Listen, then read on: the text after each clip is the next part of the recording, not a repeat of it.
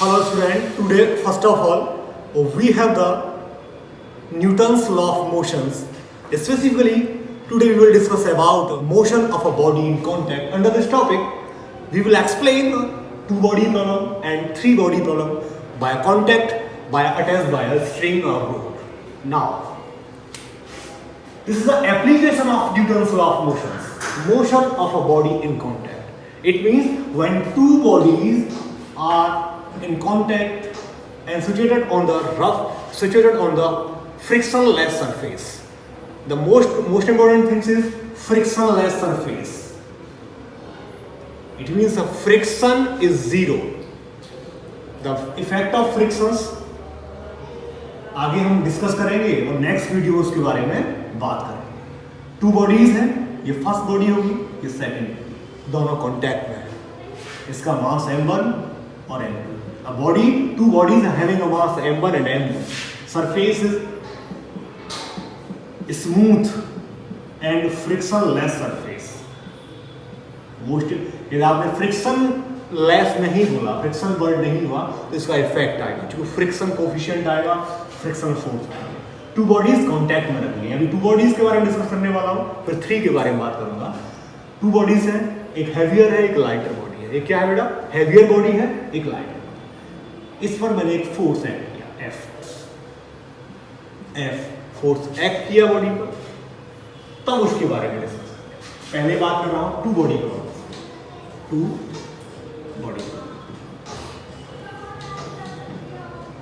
To body problems के बारे में डिस्कस करूंगा. इससे रिलेटेड ये कोई थियोरेटिकल टॉपिक नहीं है, ये न्यूमेरिकल टॉपिक है. न्यूमेरिकल आता है आपका नीट में, मेंस में, जेईई मेंस में, एडवांस में नहीं आते इस लेवल के. मेंस में या इससे रिलेटेड न्यूमेरिकल से एडवांस में आते हैं. फ्रिक्शन डालना और बहुत सारे केसेस बनते हैं, क्योंकि ये मोशंस आती हैं. फिर आगे चलता है कंस्ट्रेंट मोशंस आएगा. पुली वाला नेक्स्ट टॉपिक आता है लेवल. पुली का होगा, रोप का होगा, स्ट्रिंग का होगा, इंक्लाइन का होगा. इस बहुत सारे टॉपिक आपके आएंगे. बोर्ड में कई बार जब पेपर का लेवल थोड़ा सा ठीक होता है तब वो आते हैं. बशर्ते ये बहुत सिंपल टॉपिक है, तो समझने का तरीका थियोरेटिकल तरीके से लेंगे, समझने के तरीके से लेंगे. फोर्स मैंने अप्लाई किया, इसको हमको फोर्स ऑन m1 अप्लाई किया और यहां केवल दो न्यूटन लॉ एप्लीकेबल होंगे. सेकंड और थर्ड लॉ. थर्ड लॉ क्या है? Every action there is equal and opposite reactions. Second law, the rate of change of momentum is directly proportional to the applied external force. तो F is equal to ma. This is the mathematical formulations of a second law. और every action F12 is equal to minus F2. Okay, ये दो laws applicable होंगे. मैंने force F यहां किया, ये पूरा जब अटैच कर दिया, ये पूरा सिस्टम बन गया. दोनों एक सिस्टम की तरह बिहेव करेंगे और दोनों बॉडीज का एक्सेलरेशन क्या होगा? ये होगा. The direction of acceleration and direction of force are same. दोनों की डायरेक्शन क्या होगी? सेम होगी. ओके, तो मैं सबसे फर्स्टली हमको फाइंड करना होगा एक्सेलरेशन क्या है पार्टिकल का. तो मैं बात करूं generally F is equal to क्या होता है? ma. ये न्यूटन सेकंड लॉ का मैथमेटिकल फॉर्मुलेशन. यहां पूरे सिस्टम के बारे में बात कर रहा हूं. In the system two bodies are consist.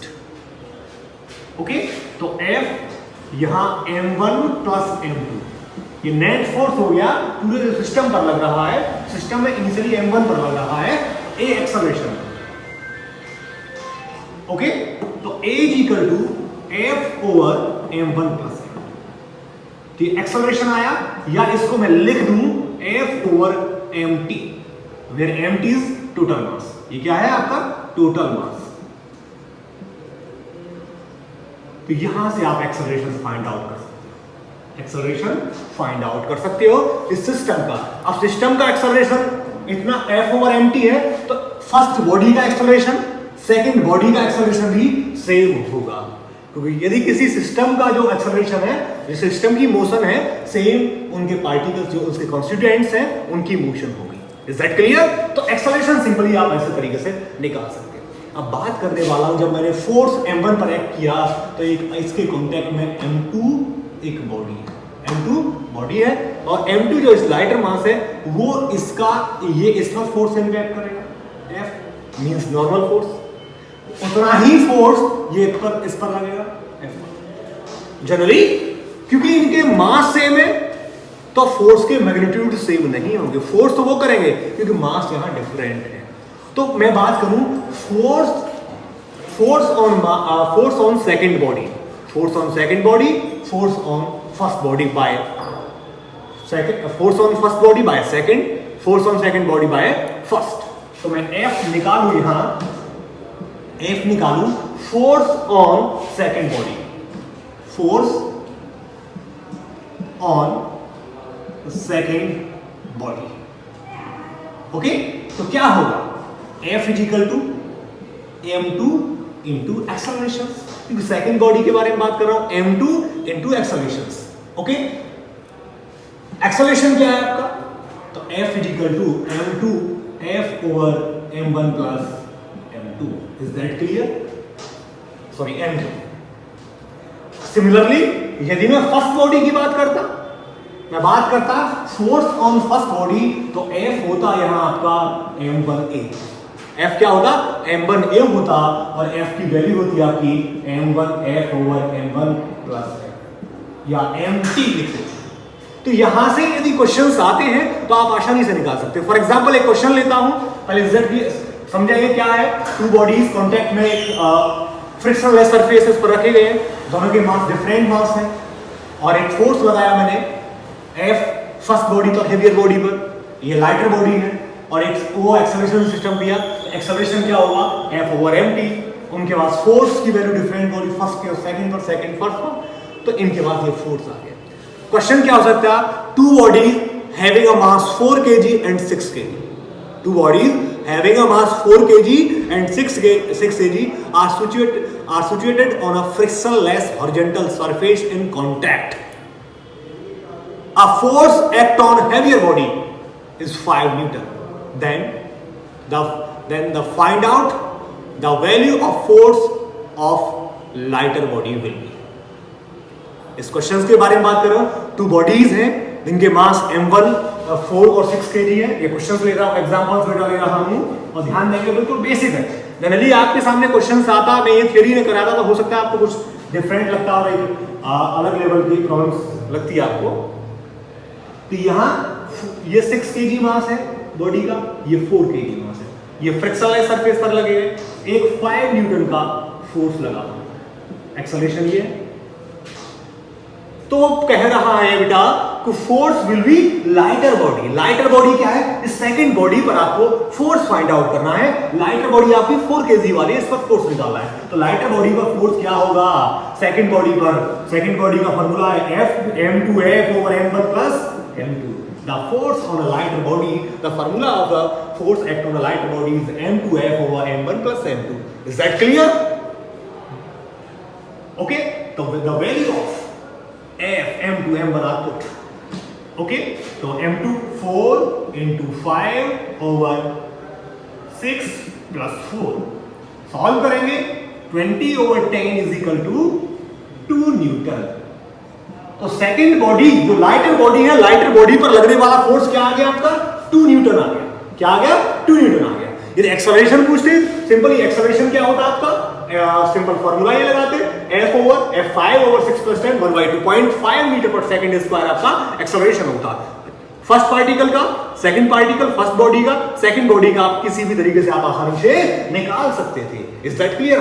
और ये प्रॉब्लम हमने कैसे कर पाए, क्योंकि हमने ये कॉन्सेप्ट क्लियर किया आपका, ये कॉन्सेप्ट क्या किया, क्लियर किया। ये कॉन्सेप्ट क्लियर हो करने से हमको ये आसान हो गया, सिंपल हो गया। ओके, कोई प्रॉब्लम वाली बात है नहीं बेटा। मैं यदि फोर्स की डायरेक्शन अब यहां थोड़ा सा लिटिल बिट चेंज करता हूं, और थोड़ा सा इसमें क्या करता हूं, क्वेश्चंस पे ये नोट करते जाएंगे, नोटबुक ले लीजिए, नोट करते जाएंगे प्रॉब्लम्स को। ये प्रॉब्लम्स आपके एनसीईआरटी में शायद इसके क्वेश्चन न्यूमेरिकल्स तो हैं, पर न्यूमेरिकल्स के साथ ये थ्योरी में कुछ नहीं दे रहा। अब मैं बात करने वाला हूं जो फोर्स बेटा मैंने सिस्टम रखा है, सिस्टम में जो आपके पार्टिकल हैं, ये फोर्स की वैल्यू बेटा, फोर्स की वैल्यू क्या हो, F5 न्यूटन, ऐसा 5 न्यूटन या F न्यूटन है, ये m2 और ये m1 वैल्यू है। तब पूछा जाएगा what is the acceleration of the system, what is the acceleration of first body and second body, and what is the force act on lighter और heavier body by another. Okay, तो बिल्कुल same procedure follow करेंगे, just opposite कर डालेंगे। क्योंकि direction of force acceleration इधर होगा, बिल्कुल अपोजिट करेंगे। Is that clear? क्या करेंगे, इसका जस्ट अपोजिट कर देंगे, आपको आसानी हो जाएगी और समझने में बहुत आसान है। ओके, प्रॉब्लम नहीं होगी, केवल डायरेक्शन बदला मैंने, बाकी कुछ चेंज नहीं किया, कंसेप्ट सही है, F इक्वल टू m है, एक्सेलरेशन सेम होगा दोनों ही केसेस में, एक्सेलरेशन सेम होगा, केवल फोर्स की वैल्यू चेंज होगी। वहां यहां आपका फोर्स हैवियर ये m1 m2 पर एक्ट कर रहा था, यहां m2 m1 पर करेगा, केवल ये चेंजेस आएंगे। फिर रिएक्शन, एक्शन कौन कर रहा है, यहां से यदि ये लगाया तो इस पर फोर्स एक्ट हुआ, ये इस पर अप्लाई करेगा, फिर इस पर अप्लाई करेगा, तो क्या हुआ, केवल डायरेक्शंस अपोजिट हुई और इनके मैग्नीट्यूड सेम है, तो वहां कोई बात। यहाँ क्वेश्चन बन सकता है, the force exerted by a lighter mass on the heavier mass will be, तो वहां heavier exerted on a lighter बात कर रहा था, और यहाँ lighter exerted on a heavier. जो हैवी वाली बॉडी है, लाइटर पर कितना फोर्स एक्ट करती है, और लाइटर हेवियर पर कितना फोर्स एक्ट करती है। बेटा ये थी टू बॉडीज प्रॉब्लम, ये क्या थी आपकी टू बॉडीज प्रॉब्लम। अब मैं बात करने वाला हूं, उम्मीद करता हूं ये सबको क्लियर हो रहा होगा। फिर भी कोई भी डाउट है, क्वेरी है, तो कमेंट करिएगा, आपको नेक्स्ट वीडियो उसका सॉल्यूशन मिल जाएगा। ओके, अब मैं बात करने वाला हूं थ्री बॉडीज प्रॉब्लम के बारे में, तो नोट करते रहिए, आपको कोई भी डाउट नहीं रहेगा। और ये न्यूटन्स लॉ ऑफ मोशन के बारे में पढ़ना है, या आपको पढ़ना है apparent weight of a man in a lift के बारे में पढ़ना है, तो वो आपको प्रीवियस वीडियो में आपको मिल जाएगा, उसमें सारा एक्सप्लेनेशन दे रखा है। तो मैं बात करने वाला हूँ थ्री बॉडी प्रॉब्लम की, थ्री बॉडी प्रॉब्लम की। कोई सिस्टम है 3, 4, 5 कंसेप्ट सब में सेम लगने वाले हैं, कोई कंसेप्ट में वेरिएशन नहीं करूंगा। जो पहले टू बॉडी प्रॉब्लम में लगाया, 3 में लगाऊं, 4 में लगाऊं, कंसेप्ट सेम होगा। Three bodies having a mass m1, m2, m3 are situated on a frictionless smooth surface, just like this. Okay, ये पार्टिकल m1 मास m2 और m3 है, इनके बीच में लगने वाला जो टेंशन है, जो फोर्स है, वो T1 है, या F1 लिख दूं बेटा, और इसको लिख दूं बेटा F2। तो वही जो टू बॉडीज प्रॉब्लम के बारे में हमने डिस्कस किया था, थ्री बॉडी प्रॉब्लम के बारे में, थ्री बॉडी प्रॉब्लम में भी वही सिचुएशंस, वही प्रोसीजर, वही कॉन्सेप्ट अप्लाई करेंगे। ओके, ना फोर्स नेट फोर्स निकालो बेटा मैं, तो नेट फोर्स क्या होगा, मास इनटू एक्सेलरेशन। तो टोटल मास क्या है आपका, m1, m2, m3 into a। Acceleration of the system is f over m1 plus m2 plus m3. This acceleration is also the acceleration of first and second and third body. Okay, now we will discuss about force F1 and F2. The force F1 is F force act on lighter body F, a lighter body M1. This M1 body are active, the force applied on this both body M2 and M3. This the body M2 and M3 also reaction force apply on M1 body. M2 and M3 are combined reaction forces act on lighter body M1. तो जो force action इसने किया M1 ने, उतना ही force ये apply करेंगे M2 पर। तो फोर्स क्या हो जाएगा, मास जो रिएक्शन लगा रहे हैं फोर्स इनटू एक्सेलरेशन। तो F1 is equal to M2 plus M3 is F over M1 plus M2 plus M3. Is that clear? Again we will discuss about the force F2. F2, the force supply on M3 body, only M3 body. The reaction force only applied by M3 on this remaining system. So M3 into A, तो F2 is equal to होगा बेटा M3 F over M1 plus M2 plus M3। कोई भी numericals आता है, F1 पूछेगा, F2 पूछेगा, तो आप इसके बिहाफ पर आप आसानी से डिस्कस कर सकते हैं। ओके, अब डिस्कस करने वाला हूं the direction of force, the value of force are act on M3 body. The force act on क्या होता है इन M3 बॉडी पर। अभी हम M1 पर एक्ट हो रहा है, फिर क्या होगा M3 बॉडी पर एक्ट हो, तब क्या होगा, केवल डायरेक्शन बदलने वाला होगा। क्या होगा, डायरेक्शन बदल जाती है फोर्स की। तो यहां से आपका F एक्ट हो रहा है, तो acceleration, the direction of acceleration force are similar to same as okay बेटा, तो यहां से एक्सेलरेशन तो सेम रहेगा, एक्सेलरेशन क्या रहेगा बेटा इस केस में भी सेम रहेगा, बट क्या होगा F1 क्योंकि फोर्स इधर से अप्लाई हुआ है तो इसने इसको सप्लाई किया, तो F1 को रिमेनिंग अमाउंट कौन सा है M1, तो M1 F M1A तो is equal to M1 F over M1 plus M2 plus M3 हो जाएगा। Is that clear? ऐसे ही सिमिलरली F2 हेवियर बॉडी के द्वारा इस दोनों बॉडी रिमेनिंग बॉडी पर अप्लाई किया गया है, तो इस पर रिएक्शन फोर्स M2 और M1 मिलकर एक्ट करेंगे, तो M1 प्लस M2 और A तो ये M1 plus M2 F over M1 plus M2 plus M3। इन पूरे सिस्टम से 2 बॉडी प्रॉब्लम हो, 3 बॉडीज प्रॉब्लम हो या 4 बॉडी प्रॉब्लम होता है, तो यहाँ रिमेनिंग कौन सा रिएक्शन रिमेन हो रहा है, कौन सा मास बॉडी रिमेन हो रही है, उसकी वजह से फोर्स निकालना हो, कैसे भी करके ये किसी भी टाइप की प्रॉब्लम्स हो आप आसानी से सॉल्व कर सकते हैं। अब बात करते हैं, ये सभी मैंने डिस्कस किया बेटा, ये कनेक्टेड बॉडी थी, क्या थी? कनेक्टेड बॉडी थी। अब ये सॉरी अटैच्ड बॉडी थी, एक दूसरे से अटैच बॉडी थी। अब बात कर रहे वाला हूँ बॉडी अब अटैच्ड हो फिर भी वो कनेक्टेड हो, कनेक्टेड बॉडी बाय स्ट्रिंग और बाय रोप, इनके बारे में डिस्कस करने वाला हूँ। इन प्रॉब्लम्स के बारे में भी बहुत आसानी से समझ में आएगा यदि रोप है।